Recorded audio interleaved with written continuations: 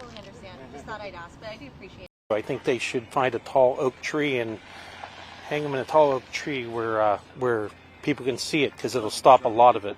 It'll stop a lot of the violence in there. I think the renovations here are too lenient, and I think if people realize that if you're going to have consequences when you do something bad, and you really need to take that to heart. Yes, I do believe that he should die for his crime, because he changed the world that day that he killed Charlie Kirk. He literally changed the world.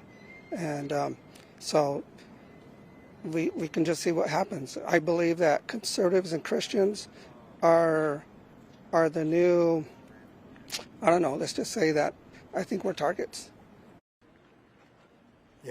This guy was a great guy. He never even showed an act of 1 ounce of aggression towards anybody that he debated with.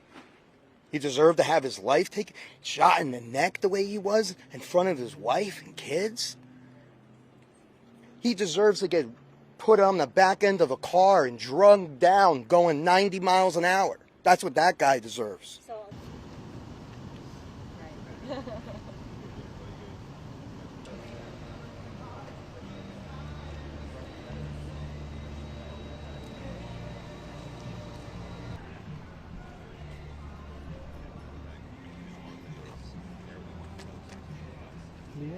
Yes, we're clear. It doesn't necessarily surprise me that someone that was young was the one to do this, because his main audience is younger people. I think it's very telling that a father was brave enough to put his son out there and turn him in, because, I mean, at the end of the day, it was his responsibility to raise his son and to teach him values and morals. And, I mean, everyone has free will, but no one should get away with that, no matter how much you love someone. So the news is that his father turned him in. Yep, I would do the same. I would do this exactly the same thing. Unfortunately, you have to be a good American to do that. It's a tough call. It's really, really sad that the father had to do that. I feel bad for the family. But unfortunately, that's the call you have to make, when something like that happens. To take somebody's life in a way like that, it's the saddest thing for a father and a mother, to have to make a choice like that. But there are consequences to the actions that you do. And as a father, as much as it would kill me, I couldn't live with myself, unfortunately. But thank goodness I have amazing kids, and I hope I helped raise them the right way. So, but I do feel for his family and his father, especially his father, because he had to turn him in.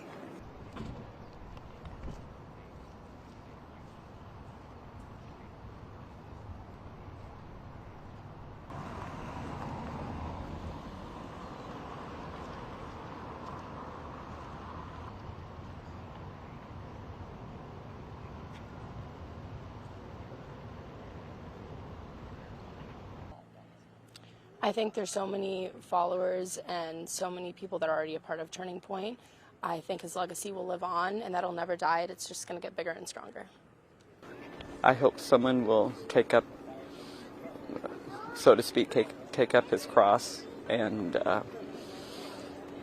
I believe because he got killed, I believe he's not going to be silenced. There's the voices. There's going to be way more voices, that a lot of lives will be changed because of him.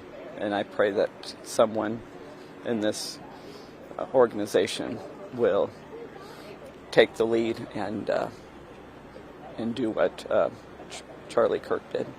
I think the country's going to rally around Charlie and his values and Turning Point in general, and I think it's going to stay, and I think they're going to find a new leader. Charlie knew the way that he spoke and what he spoke about.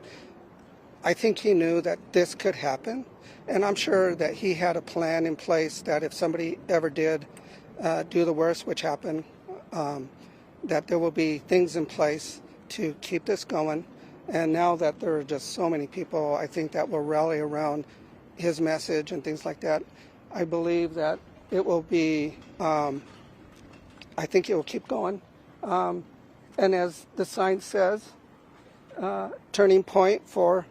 this is a turning point for the USA. I think Ben Shapiro will pick it up. He was the person that really loved Charlie, and I think that he would pick it up. J.D. Vance adored him, and Donald Trump Jr.